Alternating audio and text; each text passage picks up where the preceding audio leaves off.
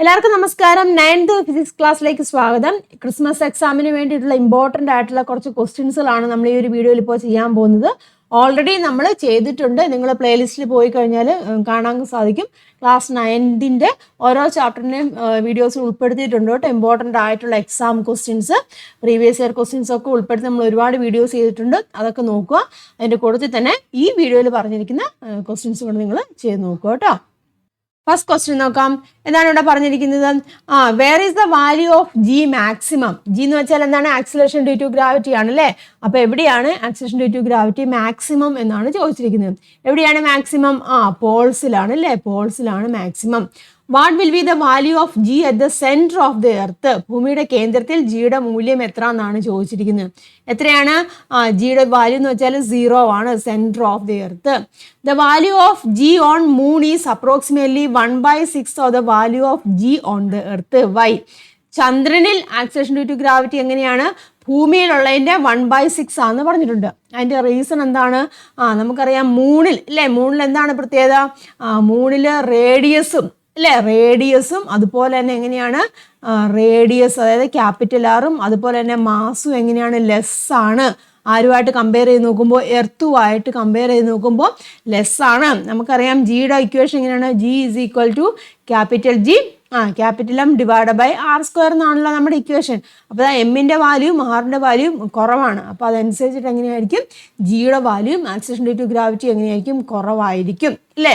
ആരുമായിട്ട് കമ്പയർ ചെയ്ത് നോക്കുമ്പോൾ? എർത്തിൻ്റെ ആക്സിലറേഷൻ ഡ്യൂ ടു ഗ്രാവിറ്റിയോട് കമ്പയർ ചെയ്ത് നോക്കുമ്പോൾ മൂണിൻ്റെ വാല്യൂ കുറവാണ്. അതെങ്ങനെയാണ്? 1/6 എന്ന് പറഞ്ഞിട്ടുണ്ട്. മനസ്സിലായില്ല. അപ്പോൾ റീസൺ എന്ന് പറയാം, moon has much smaller mass ഇല്ലേ. സ്മോളർ മാസുമാണ്, അതുപോലെ തന്നെ റേഡിയസുമാണ്. ആരുമായിട്ട് കമ്പയർ ചെയ്യുമ്പോൾ? എർത്തുമായിട്ട് കമ്പയർ ചെയ്യുമ്പോൾ. അതുപോലെ തന്നെ സ്മോളർ റേഡിയസ് ആയതുകൊണ്ട് തന്നെ also reduces the gravitation pull. Gravitation pull അവിടെ എങ്ങനെയായിരിക്കും? കുറയും. അതുകൊണ്ടാണ് റീസൺ കേട്ടോ. ആൻസർ കൊടുത്തിട്ടുണ്ട് കേട്ടോ. അറ്റ് ദ പോൾസ് ആണ് 0 ആണ്. The moon has much smaller mass compared to earth. The smaller radius of the moon also reduces the gravitational pull. അടുത്ത ക്വസ്റ്റ്യൻ നോക്കാം. Second one. Impulsive force is a very large force applied for a very short interval of time. Impulsive force. Right an example for impulsive force. Impulsive ഫോഴ്സിന് example ആണ് ചോദിച്ചിരിക്കുന്നത്. അതായത് large force ആണ്, short time interval ആയിട്ട് ചെയ്യുന്ന force ആണ്. അപ്പോൾ അതിൻ്റെ എക്സാമ്പിൾ നമുക്ക് എന്ത് പറയാം? നമുക്കറിയാം ക്രിക്കറ്റ് ബാറ്റ് വെച്ച് ബോളിനെ ഹിറ്റ് ചെയ്യുന്നു. അപ്പോൾ അത് വേണമെങ്കിൽ പറയാം hitting the ball with the cricket bat നമുക്ക് പറയാം ഇല്ല. അപ്പോൾ എന്ത് പറയാം? ഹിറ്റിംഗ് അല്ലേ. ഹിറ്റിംഗ് ദ ബോൾ കേട്ടോ. ഹിറ്റിംഗ് ദ ബോൾ വിത്ത് കുറേ എക്സാമ്പിൾ ഉണ്ട്. അല്ലെങ്കിൽ നമ്മൾ എന്താണ്? ഫുട്ബോൾ കേട്ടോ. ഫുട്ബോൾ കിക്ക് ചെയ്യുന്നൊക്കെ ഉണ്ട്. അതൊക്കെ നമുക്ക് എക്സാമ്പിളായിട്ട് പറയാം കേട്ടോ. നമ്മൾ വീഡിയോയിൽ എന്താണ് പറഞ്ഞിട്ടുണ്ട്. ഏതെങ്കിലും എഴുതുക കേട്ടോ. അപ്പോൾ ഞാനിപ്പോൾ ഇതാണ് എഴുതിയിരിക്കുന്നത്, hitting the ball with a cricket bat, അല്ലെങ്കിൽ കിക്കിംഗ് ദ ഫുട്ബോൾ എന്നൊക്കെ പറയാം കേട്ടോ. അടുത്ത എന്താണ്? A 0.05 kilogram ball is moving with A velocity of 10 meter per second when it strikes a wall and comes to rest in 0.2 seconds.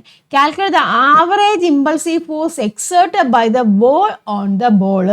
അതായത് 10 meter per second വേഗത്തിലൊരു ഒരു പന്ത്, അത് 0.05 കിലോഗ്രാം മാസാണ് അതിലുള്ള, അത് ഭിത്തിയിലിടിച്ചു. അതിനുശേഷം 0.2 സെക്കൻഡിനുള്ളിലാണ് അത് നിശ്ചലമാകുന്നത്. അപ്പോൾ മതിൽ പ്രയോഗിക്കുന്ന ശരാശരി ആവേഗബലം അല്ലെങ്കിൽ ഇമ്പൾസീവ് ഫോഴ്സ് കണ്ടുപിടിക്കാനാണ് ചോദിച്ചിരിക്കുന്നത്. മനസ്സിലായല്ലോ. അപ്പോൾ ആദ്യമേ നമുക്ക് തന്നിരിക്കുന്ന കാര്യങ്ങളൊക്കെ എടുത്തെഴുതാം. മാസ് തന്നിട്ടുണ്ടല്ലേ. എത്രയാണ്? 0.5 അല്ലേ. 0.5 കിലോഗ്രാം തന്നിട്ടുണ്ട് മാസ്. പിന്നെ എന്താണ്? പോകുന്ന വെലോസിറ്റി, ഇനീഷ്യൽ വെലോസിറ്റി അല്ലേ, 10 meter per second ആണെന്ന് പറഞ്ഞിട്ടുണ്ട്. അത് ഹിറ്റ് ചെയ്തിട്ട് നിൽക്കുന്നുണ്ട്, നിശ്ചലമാകുന്നുണ്ട്. അപ്പോൾ ഫൈനൽ വെലോസിറ്റി എത്രയാണ്? 0 ആണ് അല്ലേ. അപ്പോൾ അതിനെടുക്കുന്ന സമയം തന്നിട്ടുണ്ട്. എത്രയാണ്? 0.2 സെക്കൻഡ് എന്ന് തന്നിട്ടുണ്ട്. മനസ്സിലായല്ലോ. അപ്പം ശരാശരി ആവേഗബലം എത്രയാണെന്നാണ് ചോദിച്ചിരിക്കുന്നത്. നമ്മൾ പഠിച്ചിട്ടുണ്ടായിരുന്നു ഇമ്പൾസീവ് ഫോഴ്സ് ഇല്ലേ. ഇമ്പൾസീവ് ഫോഴ്സ് എന്തിനോട് ഈക്വൽ ആണ്? ചേഞ്ച് ഇൻ മൊമെന്റത്തിനോട് ഈക്വൽ ആണെന്ന് പഠിച്ചിട്ടുണ്ടായിരുന്നു അല്ലേ. ചേഞ്ച് ഇൻ മൊമെന്റം അതിനോട് ഈക്വൽ ആണെന്ന് പറഞ്ഞു. ഇമ്പൾസീവ് ഫോഴ്സ് എന്ന് പറഞ്ഞ ഇക്വേഷൻ എങ്ങനെയാണ്? F×T ആണല്ലോ അല്ലേ. ദാറ്റ് ഈസ് ഈക്വൽ ടു എങ്ങനെ എഴുതാം? mv - mu എന്ന് എഴുതാം. മനസ്സിലായല്ലോ. ആദ്യം നമുക്ക് ഫോഴ്സ് കണ്ടുപിടിക്കാമല്ലോ, ആവേഗബലം കണ്ടുപിടിക്കാം. അപ്പോൾ ഫോഴ്സ് എന്ന് പറയുമ്പോൾ ഇക്വേഷൻ എങ്ങനെ വരും? That is equal to mv - mu divide by T എന്ന് എഴുതാം. ഒന്നുകൂടി റീഅറേഞ്ച് ചെയ്യാം. അതായത് F is equal to mass വെളിയെടുക്കുകയാണെങ്കിൽ v - u divide by T എന്ന് വരും ഇല്ലേ. സബ്സ്റ്റിറ്റ്യൂട്ട് ചെയ്യുക. മാസ് 0.5 ആണ്, ഫൈനൽ വെലോസിറ്റി ഇനീഷ്യൽ വെലോസിറ്റി ഒക്കെയുണ്ട്. ഫൈനൽ വെലോസിറ്റി 0 ആണ്, ഇനീഷ്യൽ വെലോസിറ്റി 10 ആണെന്ന് പറഞ്ഞിട്ടുണ്ട്. സമയം എത്രയാണ്? 0.2 എന്നും പറഞ്ഞിട്ടുണ്ട്. മനസ്സിലായല്ലോ? അപ്പൊ എത്രയാണ് വരുന്നത്? That is equal to 0.5 into അതായത് എത്രയാണ്? -10 എന്ന് വരും അല്ലേ? -10 ഡിവൈഡ് ബൈ 0.2 എന്ന് വരും. ഇതെത്രയാണ്? 5 വരും അല്ലേ? 0.5 ഇൻറ്റു 10 എന്ന് പറയുമ്പോൾ 5 വരും. -5 ഡിവൈഡ് ബൈ പിന്നെയും 0.2 വരും. 5 ഡിവൈഡ് ബൈ 0.2 എന്ന് പറയുമ്പോൾ എത്രയാണ് വരുന്നത്? 25 വരും അല്ലേ? 25 ന്യൂട്ടൺ മൈനസ് കേട്ടോ, -25 ന്യൂട്ടൺ എന്ന് പറയും. F is equal to -25 newton ആണ് അവിടുത്തെ ആവേഗബലം എന്ന് പറയുന്നത്. Next question, the SI unit of energy is joule and 1 calorie is equal to എത്രയാണ്? 4.2 joule. കേട്ടോ, അതൊക്കെ ഓർത്തിരിക്കണം കേട്ടോ. 1 calorie എന്ന് പറഞ്ഞിരിക്കുന്നത് 4.2 joule ആണ്. 1 മാർക്കിനൊക്കെ ചോദിക്കാം കേട്ടോ. The quantity of energy contained in the ripe mango is approximately 840 kilojoule. Express this energy in calorie. അതായത് ഒരു മാമ്പഴത്തിൽ അടങ്ങിയിരിക്കുന്ന ഊർജ്ജത്തിന്റെ അളവ് ഏകദേശം 840 കിലോജൂൾ ആണെന്ന് പറഞ്ഞിട്ടുണ്ട്. അത് എന്തുമാത്രം കലോറിക്ക് തുല്യമായിരിക്കും എന്നാണ് ചോദിച്ചിരിക്കുന്നു കേട്ടോ. അപ്പൊ നമുക്കറിയാവുന്ന കാര്യം ഏതാണ്? 1 കലോറി എന്ന് പറഞ്ഞാൽ എത്രയാണ്? 4.2 ജൂളാണെന്ന് നമുക്കറിയാം ഇല്ലേ? അപ്പൊ അങ്ങനെ ആവുകയാണെന്നുണ്ടെങ്കിൽ നമുക്കറിയാം 1 കിലോ ജൂൾ എന്ന് പറഞ്ഞാൽ എത്രയാണ്? 1 കിലോ ജൂൾ എന്ന് വെച്ചാൽ 1000 ജൂളുവാന്ന് പറയാം. ഇതൊക്കെ നമുക്കറിയാവുന്ന കാര്യമാണ് അല്ലേ? അപ്പൊ ഇവിടെ പറഞ്ഞിരിക്കുന്നത് എത്രയാണ്? 840 ഇല്ലേ? 840 കിലോ ജൂൾ എന്നല്ല പറഞ്ഞത്. അപ്പൊ 840 കിലോ ജൂൾ എന്ന് പറയുമ്പോൾ എത്രയാണ്? ജൂളിലേക്ക് വരുമ്പോൾ 840 ഇൻറ്റു 1000 എന്ന് വരും അല്ലേ? 840 ഇൻറ്റു 1000 എന്ന് പറയും. ദാറ്റ് ഈസ് ഈക്വൽ ടു 84 എത്ര പൂജ്യം വരും? 4 പൂജ്യം വരും ഇല്ലേ? അത്രയും ജൂളെന്ന് വരും. മനസ്സിലായല്ലോ? ഇനി എന്താണ് ചോദിച്ചിരിക്കുന്നത്? അപ്പൊ ഇത്രയും ജൂൾ എനർജി ഉണ്ട്, ഇതിനെ നമുക്ക് എന്താണ്? കലോറിയിലേക്ക് മാറ്റണം. അപ്പൊ ബേസിക് ഇക്വേഷൻ ഇതാണ്. 1 കലോറി എന്ന് വെച്ചാൽ 4.2 ജൂൾ ആണ് നമുക്കറിയാം ഇല്ലേ? അപ്പൊ അതിനെ കലോറിയിലേക്ക് മാറ്റാൻ എന്താണ് ചെയ്യേണ്ടത്? അപ്പൊ എങ്ങനെ എഴുതാം? എനർജി ഇൻ കലോറി എന്ന് എഴുതാം അല്ലേ? എനർജി ഇൻ കലോറി എത്ര വരും? എനർജി ഇൻ കലോറി എന്ന് വരുമ്പം എങ്ങനെ ഡിവൈഡ് ചെയ്യുക അല്ലേ? 84000 ഡിവൈഡ് ബൈ എങ്ങനെയാണ്? 4.2 അല്ലേ? 4.2 കൊണ്ട് ഡിവൈഡ് ചെയ്യുക. ആൻസർ നമുക്കിവിടെ കിട്ടും 2000 ഇത്രയും വരും കേട്ടോ. അതായത് 5 പൂജ്യം വരുവേ. അതായത് 2 ലാക്ക് കേട്ടോ, 2 ലാക്ക് കലോറി എന്ന് വരും. അതായത് 840 കിലോ ജൂൾ എന്ന് പറയുമ്പം 2 ലാക്ക് കലോറി അവിടെ ഉണ്ടായിരിക്കും ആ ഒരു മാമ്പഴത്തിൽ. ഇനി അടുത്തതാണ് ചോദിച്ചിരുന്നത്, സ്ഥാനം മൂലമോ കോൺഫിഗറേഷൻ മൂലമോ വസ്തുവിന് ലഭിക്കുന്ന ഊർജ്ജത്തെ നമ്മൾ എന്താണ് പറയുന്നത്? പൊട്ടൻഷ്യൽ എനർജി എന്ന് പറയും അല്ലേ? പൊട്ടൻഷ്യൽ എനർജി എന്നാണ് പറയുന്നത്. നെക്സ്റ്റ് ക്വസ്റ്റ്യൻ നോക്കാം. If you are on a planet with a gravitational acceleration of 3.7 meter per second square, what would be your weight on this planet if your mass is 70 kilogram? നമ്മളൊരു പ്ലാനറ്റിലാണ്, എർത്തല്ല വേറൊരു പ്ലാനറ്റിലാണ്. അവിടുത്തെ acceleration to gravity എന്ന് പറഞ്ഞാൽ 3.7 metre per second square ആണ്. അപ്പൊ അങ്ങനെയാവുകയാണെങ്കിൽ ആ പ്ലാനറ്റിൽ തന്നെ നമ്മുടെ മാസ് 70 കിലോഗ്രാം ആണെങ്കിൽ നമ്മുടെ വെയിറ്റ് കണ്ടുപിടിക്കാനാണ് ചോദിച്ചിരിക്കുന്നത്. മനസ്സിലാവുന്നുണ്ടല്ലോ? അപ്പൊ ആ ഒരു പ്ലാനറ്റിലെ ആക്സിലറേഷൻ ടു ഗ്രാവിറ്റി എത്രയാണ്? 3 അല്ലേ? ജി എന്ന് പറഞ്ഞിരിക്കുന്നത് 3.7 മീറ്റർ പെർ സെക്കൻഡ് സ്ക്വയർ ആണ് അല്ലേ? അവിടുത്തെ മാസ്, നമ്മുടെ മാസ് എത്രയാണ്? 70 കിലോഗ്രാം ആണ് ഇല്ലേ? നമുക്ക് വെയിറ്റ് അല്ലേ കണ്ടുപിടിക്കണ്ടേ? ഡബ്ല്യു അല്ലേ? ഡബ്ല്യു വെയിറ്റ് ആണ് നമുക്ക് കണ്ടുപിടിക്കേണ്ടത്. That is W is equal to equation എങ്ങനെയാണ്? എം ഇൻറ്റു ജി ആണല്ലേ? മാസ് 70 തന്നിട്ടുണ്ട്. 70 ഇൻറ്റു ജി എന്ന് പറഞ്ഞിരിക്കുന്നത് 3.7 ആണ്. അപ്പൊ എത്ര വരും? 259 ന്യൂട്ടൺ എന്ന് വരും കേട്ടോ. വെയിറ്റ് എപ്പോഴും ന്യൂട്ടണിലാണ് എടുക്കുന്നത് കേട്ടോ. 259 ന്യൂട്ടൺ. ഇനി അതിന്റെ ബി പാർട്ട് എന്താണ്? ഭൂമിയിൽ what is your wait on earth? അപ്പൊ നമ്മുടെ എർത്തിലുള്ള വെയിറ്റ് എത്രയാന്ന് നോക്കണം. അപ്പൊ എർത്തിലുള്ള ആക്സിലറേഷൻ ടു ഗ്രാവിറ്റി നമുക്കറിയാം എത്രയാണ്? 9.8 മീറ്റർ പെർ സെക്കൻഡ് സ്ക്വയർ ആണ് ഇല്ലേ? ഡബ്ല്യു ഈസ് ഈക്വൽ ടു എത്ര വരും? എം ഇൻറ്റു ജി ആണ്. എം എന്ന് പറയുന്നത് 70 ആണ്. 70 ഇൻറ്റു 9.8 ചെയ്യുക. അപ്പൊ എത്ര വരും ആൻസർ? 686 എന്ന് വരും കേട്ടോ. 686 ന്യൂട്ടൺ ആയിരിക്കും. അപ്പം എർത്തിലുള്ള വെയിറ്റ് 686 ന്യൂട്ടൺ. അടുത്ത ക്വസ്റ്റ്യൻ നോക്കുക. A block of iron sings in water because എന്താണ്? ഒരു ഇരുമ്പ് കട്ട ജലത്തിൽ താണു പോകുന്നുണ്ട്. അതിന് കാരണം എന്താണെന്നാണ് ചോദിച്ചിരിക്കുന്നത്. എന്താണ് നോക്കിയേ? The buoyant force on the block is greater than its weight. ഇരുമ്പുകട്ടയിൽ അനുഭവപ്പെടുന്ന പ്ലവക്ഷമ ബലം അതിന്റെ ഭാരത്തേക്കാൾ കൂടുതലായിരിക്കും. ആണോ? അല്ലല്ലോ, അതൊരു റോങ് സ്റ്റേറ്റ്മെന്റ് ആണ്. അത് സിങ്ക് ചെയ്യുവാന്നല്ലേ പറഞ്ഞത്. അയൺ ബ്ലോക്ക് അവിടെ സിങ്ക് ചെയ്യുവാണ്. അടുത്തത് weight of water displaced by the block is less than the weight of the block. ശരിയല്ലേ? ഇരുമ്പുകട്ടയിൽ ആദേശം ചെയ്ത ജലത്തിന്റെ ഭാരം ഇരുമ്പുകട്ടയുടെ ഭാരത്തെക്കാളും കുറവായിരിക്കും. കറക്റ്റ് സ്റ്റേറ്റ്മെന്റ് അല്ല. അപ്പൊ അത് കറക്റ്റ് ആണ്, ബി ആണ്. സി നോക്കാം. The weight of the block is less than the weight of the water displaced by it. അത് റോങ് സ്റ്റേറ്റ്മെന്റ് ആണ്.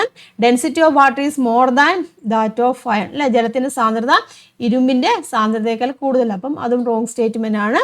അപ്പം ബി ആണ് കേട്ടോ correct answer. The weight of water displaced by the block is less than the weight of the block. Next question. When a rocket is launched, it pushes down on the exhaust gases. അല്ല, rocket launch ചെയ്യുമ്പോൾ അത് exhaust ഗ്യാസിനെ push ചെയ്യും, താഴോട്ട് push ചെയ്യുന്നുണ്ട്. State Newton's third law of motion. State ചെയ്യാലോ, every action there is an equal and opposite reaction. What is the reason force according to Newton's third law? Third ലോയുടെ അനുസരിച്ചിട്ട് എൻ്റെ റീസൺ എന്താണെന്നാണ് പറഞ്ഞിരിക്കുന്നത്. അപ്പം ആക്ഷനും റിയാക്ഷനും നടക്കുന്നുണ്ട് അല്ലേ. ആക്ഷൻ എന്ന് പറഞ്ഞിരിക്കുന്നത് എന്താണ്? റോക്കറ്റ് പുഷ് ചെയ്യുക ഇല്ലേ. റോക്കറ്റ് എക്സോസ്റ്റ് ഗ്യാസിനെ പുഷ് ചെയ്യുന്നതാണ് ആക്ഷൻ എന്ന് പറഞ്ഞിരിക്കുന്നത്. അതിൻ്റെ റിയാക്ഷൻ എന്താണ്? പുഷ് ചെയ്യുമ്പോൾ റോക്കറ്റ് എക്സോസ്റ്റ് ഗ്യാസിനെ പുഷ് ചെയ്യുമ്പോൾ എന്താണ് സംഭവിക്കുന്നത്?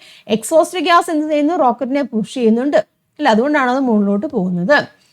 When you row a boat, you push against the water with the oar. How does the boat moves as a result of this action? അല്ലെ, നിങ്ങളൊരു വള്ളം തുഴയുമ്പോൾ തുഴ ഉപയോഗിച്ച് വെള്ളത്തിനെതിരെ തള്ളുന്നു. ഈ പ്രവർത്തന ഫലമായി വള്ളം എങ്ങനെ നീങ്ങും? ഇവിടെ എന്താണ്? ആക്ഷനും റിയാക്ഷനും നടക്കുന്നുണ്ട് അല്ലേ.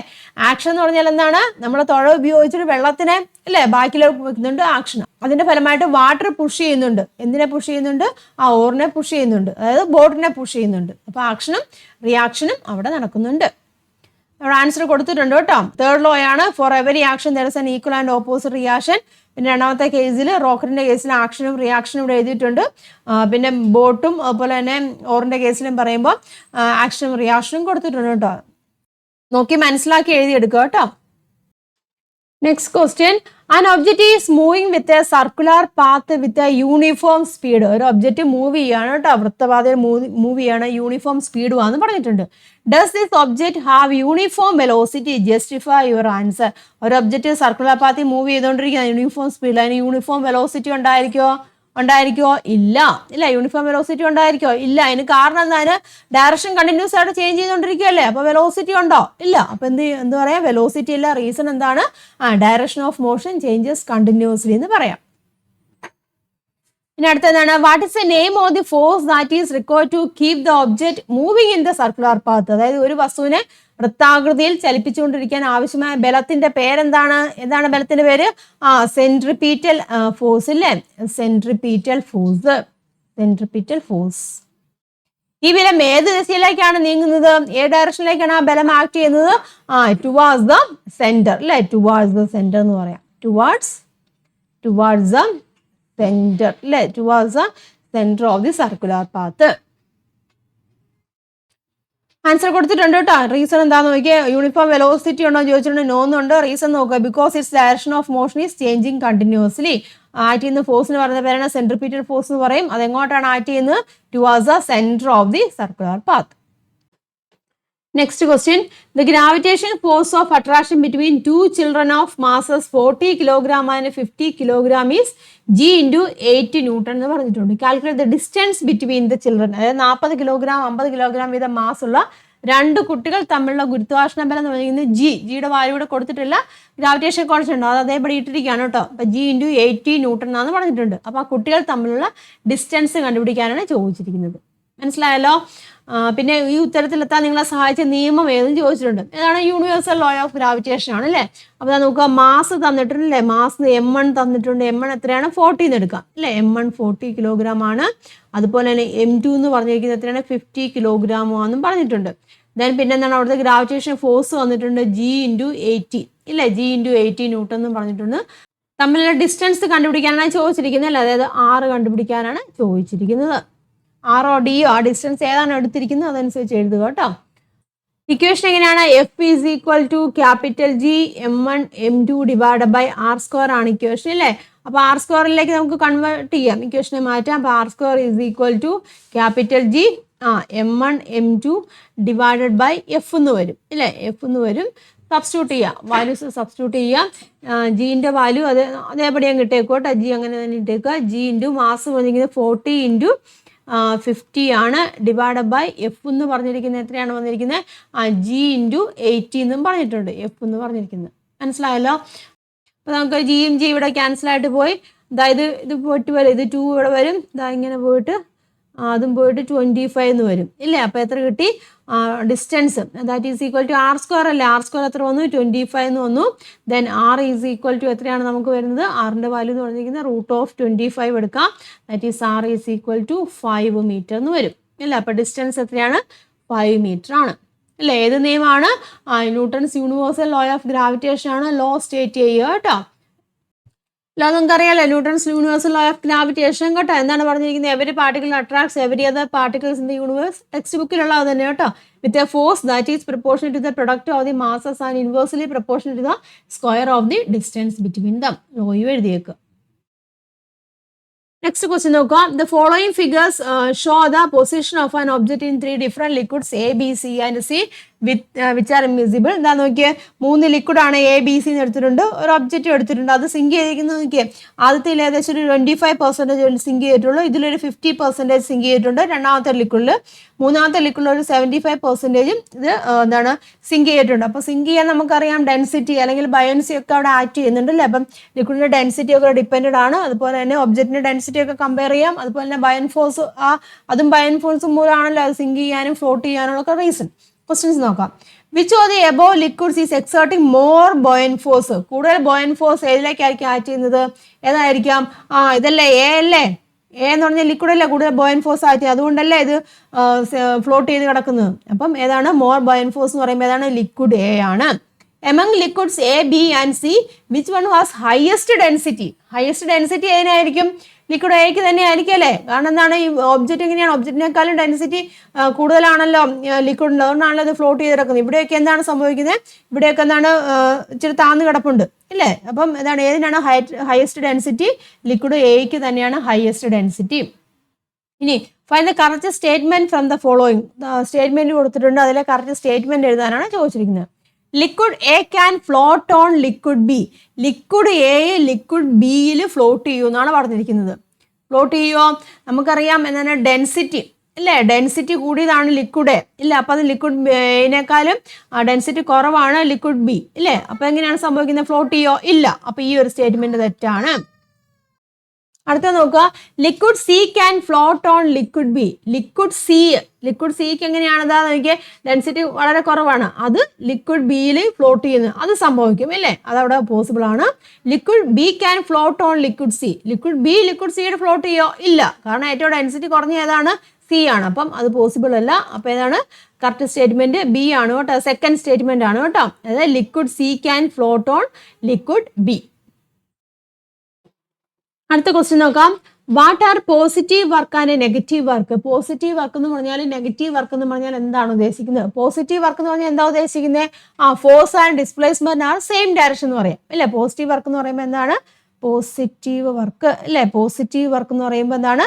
ഫോഴ്സും ഡിസ്പ്ലേസ്മെന്റും ഇല്ലേ. ഫോഴ്സും ഡിസ്പ്ലേസ്മെന്റും എങ്ങനെയായിരിക്കും? സെയിം ലൈനിലായിരിക്കും ഇല്ലേ. സെയിം ലൈൻ ആണെങ്കിൽ നമുക്ക് എന്താ പറയാം? പോസിറ്റീവ് വർക്ക് എന്ന് പറയാം. അല്ലെങ്കിൽ സെയിം ലൈൻ എങ്കിൽ സെയിം ഡയറക്ഷൻ കേട്ടോ.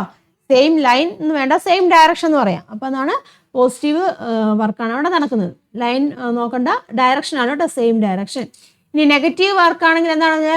ഫോഴ്സും ഡിസ്പ്ലേസ്മെന്റ് എങ്ങനെയാണ്? ഓപ്പോസിറ്റ് ഡയറക്ഷൻ ആയിരിക്കും. ഫോഴ്സ് ആൻഡ് ഡിസ്പ്ലേസ്മെന്റ് എങ്ങനെയായിരിക്കും? ഫോഴ്സ് ആൻഡ് ഡിസ്പ്ലേസ്മെന്റ് എങ്ങനെയാണ്? ഓപ്പോസിറ്റ് ഡയറക്ഷൻ അല്ലെ. ഓപ്പോസിറ്റ് ഡയറക്ഷനിലാവുകയാണെങ്കിൽ അത് നെഗറ്റീവ് വർക്കാണ്. ഇനി എന്താണ്? Classify the following into positive and negative work. ഇവിടെ കൊടുത്തിട്ടുണ്ടല്ലോ പോസിറ്റീവ് വർക്ക് ഏതാണ്, നെഗറ്റീവ് വർക്ക് ഏതാണെന്ന് ചോദിച്ചിട്ടുണ്ട്. ആദ്യത്തെ നോക്കിയേ, ലിഫ്റ്റിംഗ് എ ബോക്സ് അപ്വേർഡ്സ്.